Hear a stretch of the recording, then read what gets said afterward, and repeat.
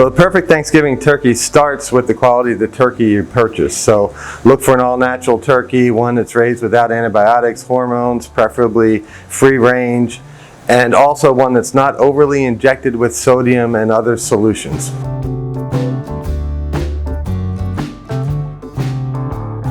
Brining a turkey is a great way to help ensuring you retain moisture during the cooking process, and can even help prevent drying out a turkey if you overcook it.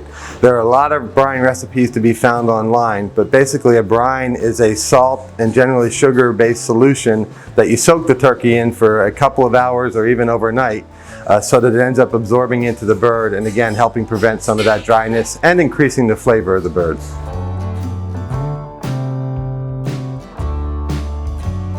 Resting a turkey is an important part of the cooking process, both before and after. When you first take your turkey out of the refrigerator, letting it sit on the counter for a half an hour to 45 minutes will help it come up in temperature a little bit, so the cooking time will be reduced and it will cook more evenly. After you've cooked your turkey, on the back end, letting it rest a little bit before you cut it allows the juices to reabsorb throughout the turkey more evenly, so you don't end up getting a dry turkey as a result of cutting it too soon and having the juices run out.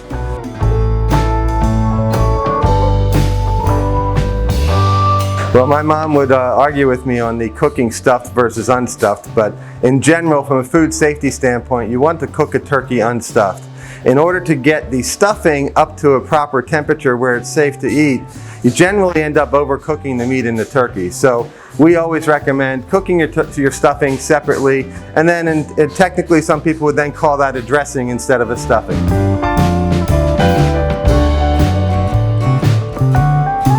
Use the cavity to add some more flavor to the bird by loosely stuffing it with some apples, sage, other herbs, anything you like. Even lemon, citrus are good options to stuff inside the cavity, but don't pack it tightly.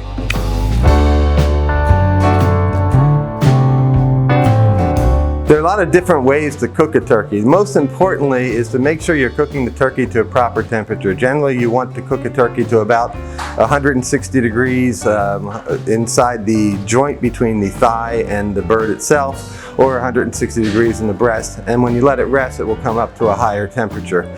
Some people argue for a lower temperature than that, but to be safe, you want to be up around the 160 degree mark. Generally, how you cook a bird depends on the type of oven you have, the equipment you have. If you have a convection oven, you can cook the bird just at a regular 350, 375 degree temperature until it reaches the appropriate temperature. For people with standard ovens, non-convection, a good trick is to start at a very high temperature, like 500 degrees. Put the turkey in there for about 5 minutes and then lower the temperature down to about 350 degrees to finish the cooking process.